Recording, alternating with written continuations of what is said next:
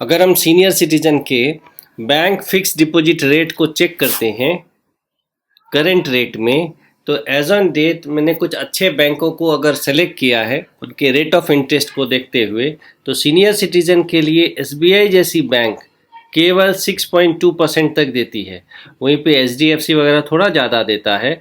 Bank of Baroda की बात करें तो ये 4 से 6% तक ही लिमिटेड है।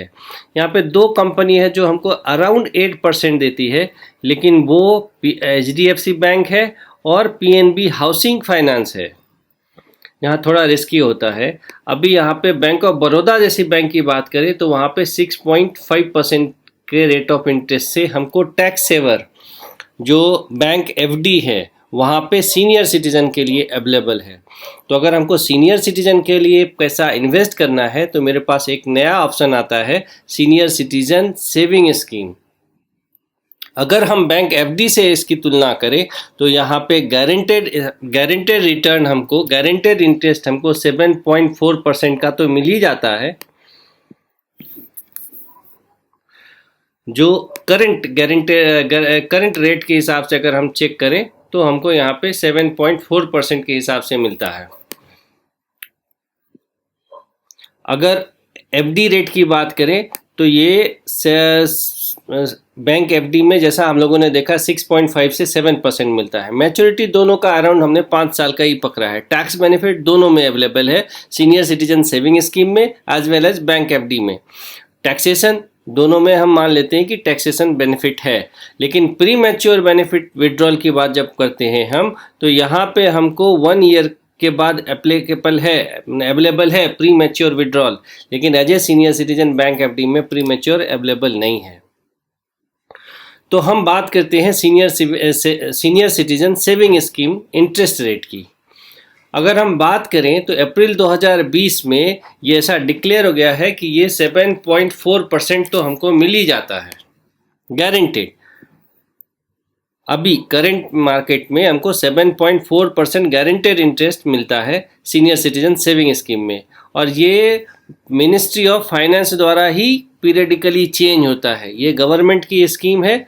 और अगर हम हिस्टोरिकल चेंजेस की बात करते हैं तो देखें हम तो मेरे पास 7.4% करंट है। इससे पहले 8.6, 8.7 अभी कोरोना के कारण कम हुई है, लेकिन फिर भी मेरा करंट एवेन्यूज करंट मार्केट में सबसे ज़्यादा rate of interest senior citizen saving scheme में मिलता है। अब अगर हम इसके कैलकुलेशन की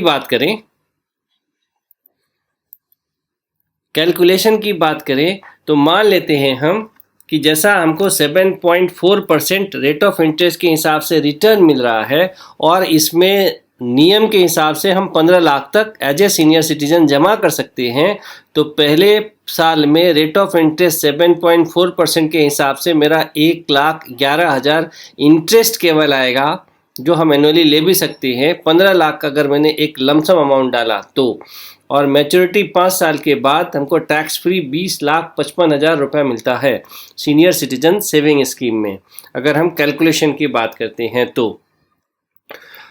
अब हम चेक करते हैं कि सीनियर सिटीजन सेविंग स्कीम के डिटेल्स क्या क्या हैं, मीन्स इसमें रेट ऑफ इंटरेस्ट क्या है, इसका एलिजिबिलिटी क्या है, सीनियर सिटीजन सेविंग स्कीम के एप्लीकेशन फॉर्म कहाँ से मिलेंगे, कौन कौन सा बैंक इसको ऑफर करता है और इसके बेनिफिट क्या है, क्लोजर अगर मैंने बंद किया सीनियर सिटीजन सेविंग स्कीम को तो कैसे क्लोजर का इसका बेनिफिट ले सकते हैं, एज वेल एज इसके फुल डिटेल्स क्या है।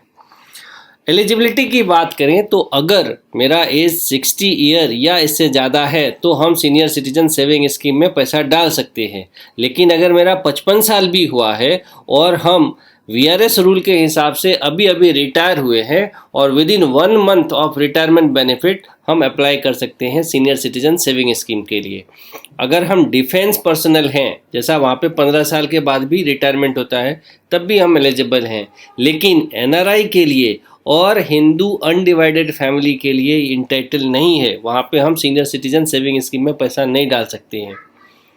अगर हम और देखें तो ये इंडियन रेसिडेंट्स को अवेलेबल है आफ्टर 60 एज, और मैच्योरिटी इसका डिपॉजिट मैच्योर 5 साल का टर्म रहता है, 5 साल के बाद ये एप्लीकेबल होता है, लेकिन यहाँ पे ये 5 ईयर्स को एक्सटेंड किया जा सकता है up to 3 years.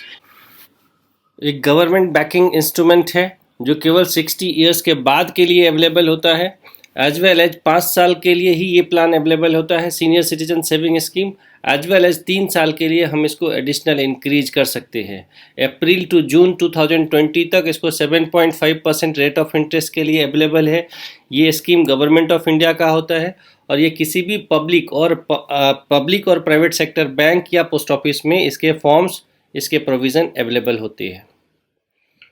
Minimum deposit की बात करें तो 1000 रुपया minimum deposit, as well as 1000 रुपया मिनिमम से लेके हम 15 लाख तक हम जमा कर सकते हैं। 1000 रुपया मिनिमम डिपॉजिट करें या 15 लाख रुपया हम इसमें मैक्सिमम एक लमसम अमाउंट डिपॉजिट कर सकते हैं, इतना ही अवेलेबल रहता है।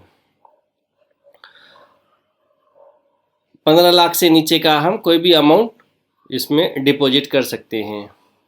अगर सीनियर सिटीजन में से एक्सीड करता है 1 लाख से ज़्यादा का, तो हमको 1 लाख से कम है तो हम कैश डिपॉजिट कर सकते थे, लेकिन अगर 1 लाख से ज़्यादा अमाउंट हम डिपॉजिट करना चाहते हैं तो हमको चेक या डिमांड ड्राफ्ट कंपलसरी है। अब आते हैं कि मैच्योरिटी पर क्या होता है। ऑलरेडी हम लोगों ने देख चुके कि मैच्योरिटी पर 7.4% के हिसाब से मिलता है, लेकिन मैच्योरिटी जैसा डिपॉजिट होता है तो मैच्योर आफ्टर 5 इयर्स के बाद होगा। जिस दिन से डेट ऑफ अकाउंट ओपनिंग है उसके 5 साल के बाद ही अवेलेबल होता है। 3 साल तक हम एक्सटेंड कर सकते हैं, एक्सटेंड कर सकते थे तो 3 साल के लिए, और उस एक्सटेंशन को भी 1 साल का, हर एक साल के बाद ही हम एक्सटेंड करेंगे। पहले साल 1 साल के लिए, दूसरे बार दूसरे के लिए, तीसरे बार तीसरे के लिए। टैक्सेबल बेनिफिट अवेलेबल है 80C के हिसाब से 1.5 लाख तक जो टैक्सेशन का अवेलेबल था वो यहाँ पे है। Interest on senior citizen saving scheme is fully taxable है। इंटरेस्ट जो आता है वो टैक्सेबल होता है और वो भी more than 50,000 physical tax deduction at source के हिसाब से एप्लीकेबल होता है 2020-21 के लिए। अब अगर हम आगे देखते हैं तो अकाउंट कैसे ओपन कर सकते हैं, तो किसी भी पोस्ट ऑफिस में, ऑल इंडिया के किसी भी पोस्ट ऑफिस में जो हमारे नज़दीक है वहाँ पे जाके हम इसका अकाउंट ओपन कर सकते हैं। एज वेल एज पब्लिक और प्राइवेट सेक्टर बैंक में भी हम जाके इसके लिए अकाउंट ओपन कर सकते हैं। इवन दो अगर मेरा नेट बैंकिंग फैसिलिटी है तो वहाँ पे भी मेरा अकाउंट ओपन हो सकता है। Standard account statement will be forwarded as a on a mail और पोस्ट के हिसाब से हमको अकाउंट स्टेटमेंट आते रहता है। 24/7 कस्टमर सर्विस रहता है फ़ोन बैंकिंग सर्विस के हिसाब से। और सीनियर सिटीजन सेविंग स्कीम का रजिस्ट्रेशन एट बैंक में भी हो सकता है और वहाँ पे भी आप ऑनलाइन ऑफलाइन दोनों मोड में कर सकते हैं। एप्लीकेशन फॉर्म हम डाउनलोड कहाँ से कर सकते हैं, तो किसी भी पोस्ट ऑफिस के साइट से जाकर चाहें तो हम वहाँ से ऑनलाइन फॉर्म डाउनलोड कर सकते हैं, या पब्लिक सेक्टर में भी ऑप्शन रहता है सीनियर सिटीजन सेविंग स्कीम के फॉर्म डाउनलोड करने के लिए। अगर ऑलरेडी है तो वहाँ पे आप ऑफलाइन फॉर्म डाउनलोड करके, ऑफलाइन फॉर्म भी अवेलेबल रहता है बैंक में जहाँ से कि हम सबमिट कर सकते हैं। अब आते हैं कि करेंटली क्या senior citizen saving scheme open की जा सकती है वाया ऑनलाइन। तो हाँ, अगर डाउनलोडिंग करते हैं हम फॉर्म और उसको फिल करने के बाद हम जाके पोस्ट और इसमें submit along with supporting document डाल के वहाँ से हम सबमिट कर सकते हैं। ऑनलाइन फॉर्म डाउनलोड करना होगा, सपोर्टिंग डॉक्यूमेंट लगा के हम सबमिट कर देंगे और मेरा फॉर्म, ये सेविंग स्कीम ओपन हो जाता है।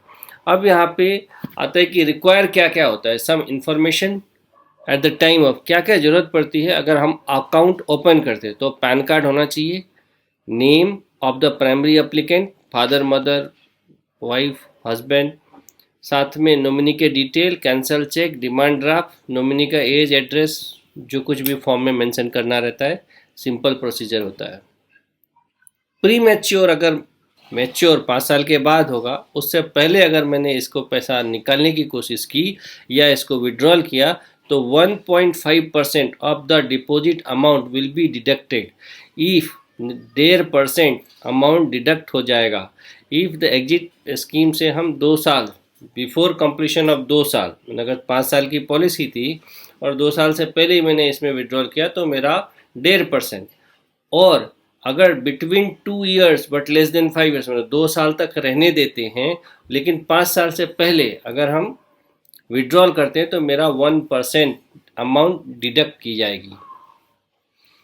अब बेनिफिट क्या होता है, एक कंक्लूजन के हिसाब से देखें तो ये एक गवर्नमेंट बैक्ड स्कीम है। 7.4% एनुअल रिटर्न मिलता है, गारंटेड, टैक्स फ्री है।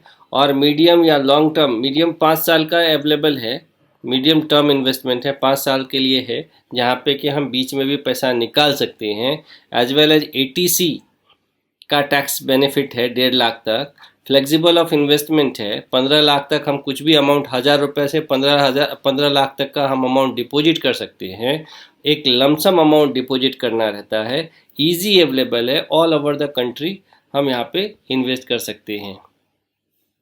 क्लोजर और before maturity, closure before maturity, अगर डेथ कर गया, समझो मेरा एज 60 से ऊपर है और मैं डेथ कर गया, तो मेरे नॉमिनी को, जो लीगल हेयर्स रहेंगे, उसको वो सारा पैसा मिलता है। एलिजिबिलिटी क्राइटेरिया कुछ भी नहीं, 60 एज से ज़्यादा होना चाहिए, 1000 रुपये से 15 लाख रुपए तक डिपॉजिट करना चाहिए, सब एलिजिबल है। Can open a joint account with the family members, तो a joint account can be open by investing maximum 15 lakh multiple of 1000 means with spouse, यानी मैं, मेरे साथ खुद का 15 लाख, साथ में वाइफ का 15 लाख हम कर सकते हैं। मीन्स अपना साथ में वाइफ का 15 लाख रुपए इन्वेस्ट कर सकते हैं। सो ये हमारा सीनियर सिटीजन सेविंग स्कीम के ऊपर था। Thanks a lot.